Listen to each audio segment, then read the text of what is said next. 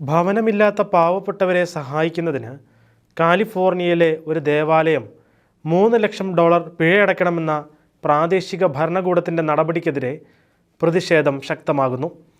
വിശക്കുന്ന പാവങ്ങൾക്ക് ഭക്ഷണം നൽകുകയും രോഗികളെ പരിചരിക്കുകയും നഗ്നരെ വസ്ത്രം ധരിപ്പിച്ചതിനുമാണ് കാലിഫോർണിയയിലെ ഫെയർഫീൽഡിലെ സിറ്റി ചർച്ചിൻ്റെ ഔട്ട്റീച്ച് പ്രോഗ്രാമിൻ്റെ ഇത്തരം പ്രവർത്തനങ്ങൾ അടച്ചുപൂട്ടിക്കാൻ പ്രാദേശിക ഭരണകൂടം മുന്നിട്ടിറങ്ങിയിരിക്കുന്നതെന്ന് ദേവാലയത്തിന് നിയമസഹായം നൽകുന്ന പസഫിക് ജസ്റ്റിസ് ഇൻസ്റ്റിറ്റ്യൂട്ട് പ്രസ്താവനയിൽ പറയുന്നു.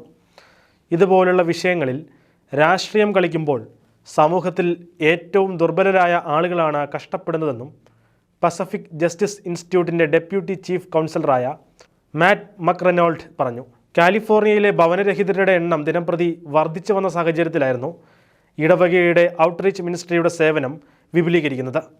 ഭക്ഷണവും വസ്ത്രവും മാത്രമല്ല, മെഡിക്കൽ സേവനങ്ങൾക്കായി ഡോക്ടർമാരെയും നഴ്സുമാരെയും സംഘടിപ്പിച്ച് ഒരു മെഡിക്കൽ ക്ലിനിക്ക് വരെ മിനിസ്ട്രിയുടെ ആഭിമുഖ്യത്തിൽ ആരംഭിച്ചിരുന്നു.